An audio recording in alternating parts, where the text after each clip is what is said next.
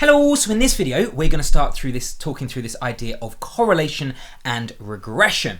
Now, first of all, I just really want to start with, well, what is it? Okay, so there's two words and we're going to look at these two words kind of together. So we really need to get a groundwork sorted of what these two words actually mean. So let's start first of all with correlation. Now, if you notice, correlation has the word relation in there. So if you think about what a relation is, you probably thought about a relation in the context of a relationship, okay? It's just simply a connection, okay? So in this case, we're going to look at variables, okay? And we're going to look at two different types of variables, and we just really want to understand, is there a relationship between those two variables? Okay, now the co-bit, just whilst we're here, the co-bit just simply means together. Okay, so for example, if I say cooperate, it just simply means that you operate or you work together. Okay, so together, right? So correlation just simply means you put two things together, in this case, two variables together. Is there any relationship between those two things? Okay, so if that's what correlation is, what is regression? Well, regression is just simply a way of describing the pattern or the trend which comes out of this relationship, okay? So the regression describes the correlation or the relationship, okay? So correlation simply says, well, is there a connection between those two variables? And if there is, then we want to describe that, and one of the ways we can use to describe that is this idea of regression, okay?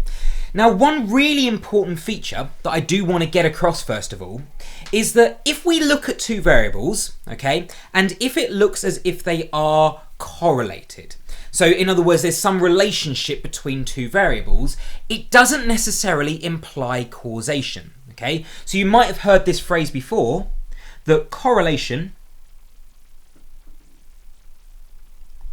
does not imply causation. Okay, so correlation does not imply causation. So just because it looks as if two variables are following the same kind of pattern, the same kind of trend, it doesn't necessarily mean that one variable causes the other. Now, there's a fantastic site which does this. It's Tyler Vegan, okay, which is called Spurious Correlations. I strongly recommend you go away and check that out. There's loads of examples here.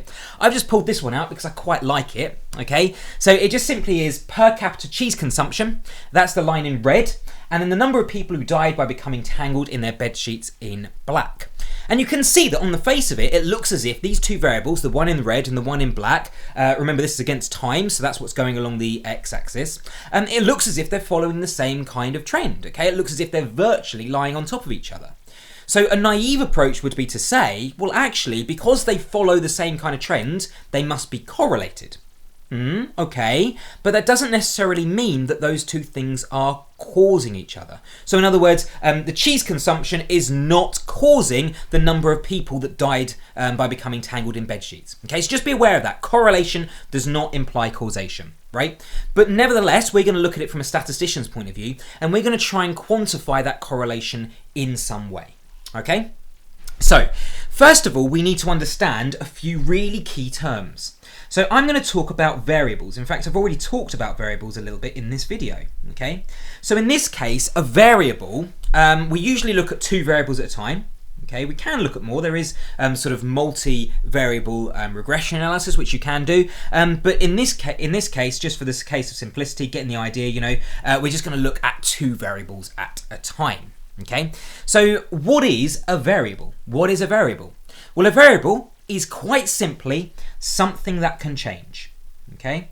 So something that changes. And actually, because we're looking at two variables, we are going to look at one variable against another variable. In other words, one variable is going to be called the independent variable,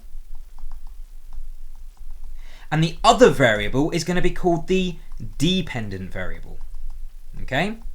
Now, if you think about it, the clue is kind of in those two names. So you've got dependent and you've got independent.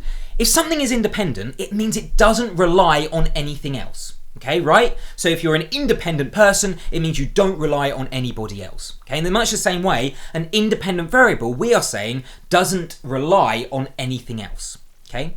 whereas dependent variable will rely on something else, okay? So what we're saying is that the thing which we usually have control over, we would call the independent variable, okay? So for example, it might be age, okay? So generally that is the thing, that is the control variable, okay? So your age changes, okay? And then the dependent variable is the variable that changes according to your age changing, okay? So for example, it might be height, okay? So we've got two variables here, we've got age and we've got height. In this case, the independent variable would be age because that's the thing we're controlling. That's the thing which is changing, and we're trying to see what the effect of height is as age changes. Okay, so we're literally trying to see what is the effect of height changing as age changes. Okay, now as a general rule of thumb, on the independent variable, we always plot on the x-axis. So if we're going to plot this data, we will always put the independent variable on the x-axis. And the dependent variable then must go on the y-axis. Okay?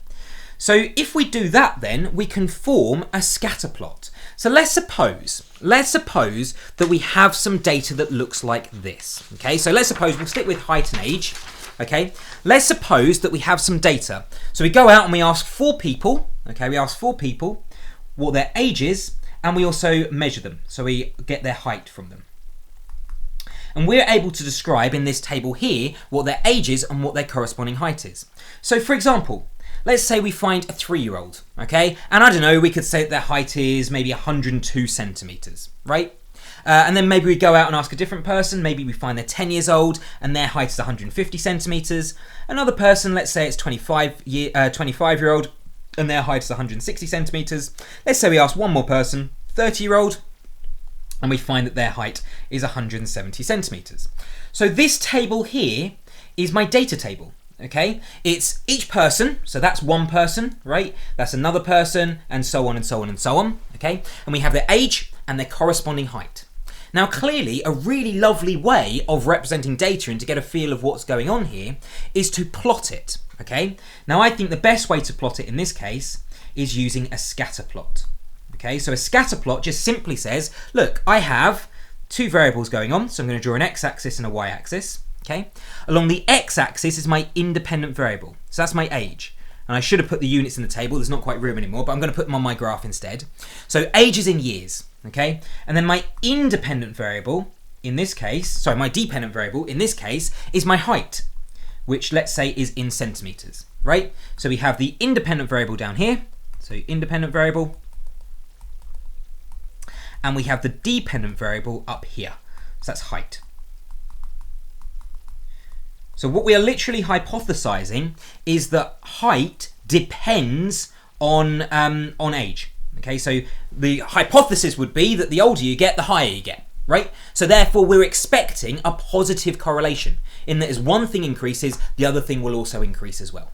Okay, so let's have a look at this. Let's actually try and plot this. So first of all, I'm just going to draw along the x-axis. So I've got 3 here. Let's say I've got 10 here. I've got 25 here, and I've got 30 up here.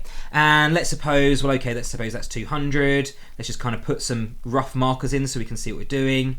That's 150. That's 50. So we've got some rough markers in there. And let's actually plot these points. Okay, so 3 and 102. Let's plot the first person. So we have to go 3 across and 102 up. So we're going to be pretty much about there. Okay, so that's the first person plotted. And the next person will be 10 and 150. So that'll be that point there. So that's the next person plotted. The next person then is 25 and 160. So that's the next person plotted. And then we have 30 and 170. So that'll be the next person plotted up here.